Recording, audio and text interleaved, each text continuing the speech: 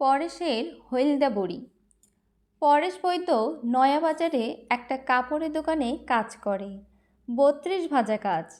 সকালে দোকান ঝাড়ু দিয়ে তার দিনের শুরু হয়।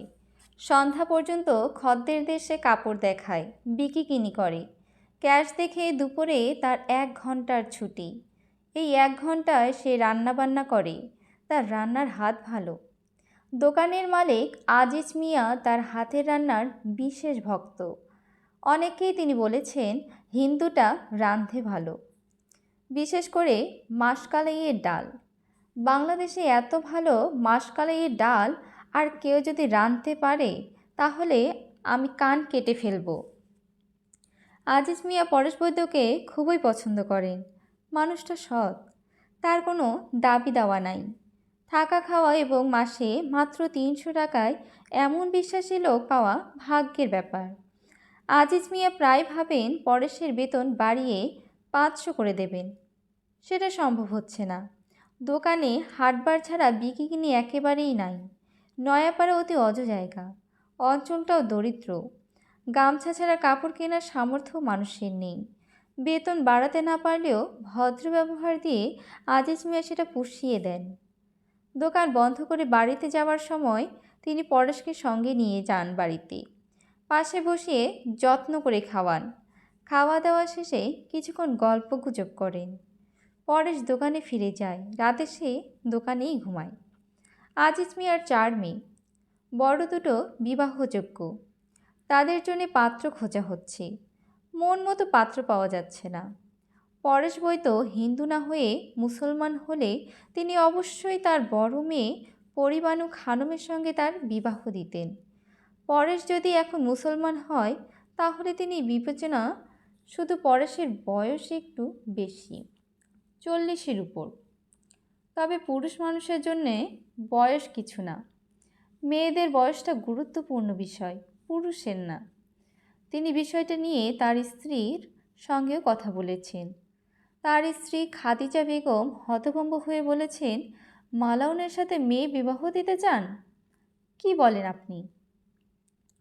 মুসলমান হবার পরে বিবাহ করবে, ইসলাম ধর্মীয় মতে বিবাহ। কচ্ছপ খাওয়ান্নার সাথে মেয়ে বিবাহ? ছি! মুসলমান হবার পরে তো আর কচ্ছপ খাবে না। এইসব আপনি ভুলে যান। কর্মচারীর সাথে মেয়ে বিবাহ? আল্লাহ মাফ করুক, ছেলের শিক্ষা নাই, দীক্ষা নাই। আপনার মেয়ে কলেজে ভর্তি হয়েছে। পরেশ বইতে লেখাপড়ায় সামান্য ঘাটতি আছে। সে ক্লাস 6-7 পর্যন্ত পড়েছে। তবে তার হাতের লেখা অত্যন্ত সুন্দর, মুক্তার মতো অক্ষর। তবে মুক্তার কোনো পাত্রের গুণ হিসাবে বিবেচনা করা যায় না। এক আষাঢ় মাসের কথা। সারাদিন খটখটে রোদ গেছে। সন্ধ্যা নাগাদ আকাশ কালো মেঘে ঢেকে গেল। শুরু হলো প্রবল বর্ষণ। আজিজ মিয়া ঠিক করলেন আজ আর বাড়ি ফিরবেন না, দোকানেই রাতটা কাটিয়ে দেবেন। কাদা ভেঙে ২ মাইল হাঁটার অর্থ হয় না। তাছাড়া বাড়ির কাছাকাছি খালের মতো আছে, আগে পায়ে হেঁটে খাল পার হওয়া যেত। গত কয়েক দিনে পানি বেড়েছে। আজ যে বৃষ্টি হচ্ছে, খালে সাঁতার পানি হয়ে যাওয়ার কথা। আজিজ মিয়া পরেশকে ডেকে বললেন, ভাত রেঁধে ফেলো, রাতে আর বাড়িতে যাব না। পরেশ নিচু গলায় বলল, মামানি দুশ্চিন্তা করবেন না। আজিজ মিয়ার স্ত্রীকে পরেশ মামানি ডাকে। আজিজ মিয়া বললেন, করুক দুশ্চিন্তা। মেয়ে ছেলে যদি মাঝে মাঝে দুশ্চিন্তা না করে তাহলে তাদের স্বাস্থ্য খারাপ হয়। আল্লাহ পাক মেয়ে ছেলে পয়দা করেছেন দুশ্চিন্তা করার জন্যে। রাতে খাবেন কি? মাংস খেতে মন চাচ্ছে। মাংস এখন পাবো কই? খিচুড়ি করো, সঙ্গে ডিম ভুনা। পাতলা খিচুড়ি করবে?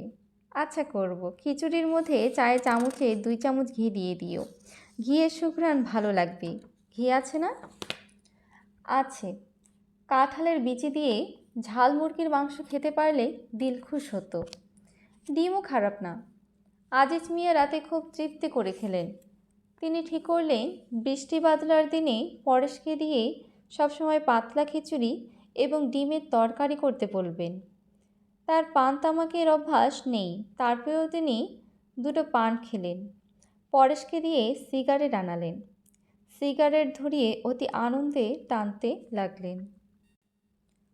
দোকানের গদিতে বিছানা করা ছিল। তিনি ঘুম ঘুম চোখে বিছানায় গেলেন। টিনের চালে বৃষ্টি পড়ছে, ঝুমঝুম শব্দ, আরামদায়ক ঠান্ডা হাওয়া। আজিজ মিয়ার মনে হলো তিনি জগতের অতি সুখী মানুষদের একজন। পরেশ বলল, মামা। আজিজ মিয়াকে সে মামা ডাকে। মাথা বানাইয়া দেই? আজিজ মিয়া জড়ানো গলায় বললেন, লাগবে না, লাগবে না। পরেশ বলল, একটু চুল টেনে ঘুম পাড়াইয়ে দেই, আরাম লাগবে। পরেশ চুল বিলিয়ে দিচ্ছে। আজিজ মেয়ে এত আরাম পাচ্ছে যে বলার না। আবার ঘুমও পাচ্ছে প্রচণ্ড। তিনি চেষ্টা করছেন জেগে থাকতে। ঘুমিয়ে পড়লে এই আরামটা পাওয়া যাবে না। পরেশ, জি মামা। এই রকম মাথা বানানো কোথায় শিখেছ? একমাত্র নাপিতরাই এত সুন্দর মাথা বানায়। তোমাদের বংশে কোনো নাপিত ছিল? না মামা। তোমার বেতন বাড়ানোর চেষ্টা নিব। বাড়ানো উচিত। রোজগারপাতি নাই বলে কিছু করতে পারতেছি না। দরকার নেই মামা। দরকার যে নাই তুমি তো বলবেই, কারণ তুমি অতি ভালো ছেলে। তুমি যদি কচ্ছপ খাওয়া ধর্মের না হতে, অবশ্যই পরিবাণুর সঙ্গে তোমার বিবাহ দিতাম। পরিবাণুর চেহারা ছবি তো খারাপ না, কি বলো? তবে মিজাজ ভালো না। মায়ের মতো চড়া মিজাজ। মেয়ে ছেলে চড়া মিজাজ সংসারের জন্য ভালো না। পরেশ জবাব দিচ্ছে না, এক মনে চুল টেনে যাচ্ছে। আজিজ মিয়া চিত হয়ে শুয়েছিলেন, এবার পাশ ফিরলেন। পাশ ফিরে আরাম আরও বাড়ল। পরেশ এখন ঘাড় ম্যাসাজ করে দিচ্ছে। এই ম্যাসাজে আরাম আরও বেশি হচ্ছে। আজিজ মিয়া চেষ্টা করছেন আরও কিছুক্ষণ জেগে থাকতে। ঘুমিয়ে পড়া মানে সব শেষ। পরেশ, মামা বলেন। চুপ করে থাকবা না, কথা বলো, গল্প গুজব করো। কি গল্প করব? যা ইচ্ছা করো। মাথা ম্যাসাজ ছাড়া আর কি বিদ্যা তুমি জানো? বলতে থাকো শুনি। আমার ধারণা তুমি আরও অনেক কিছু জানো। জানি মামা, বলো। একটা একটা করে বলো। বাদ্যবাজনা জানো?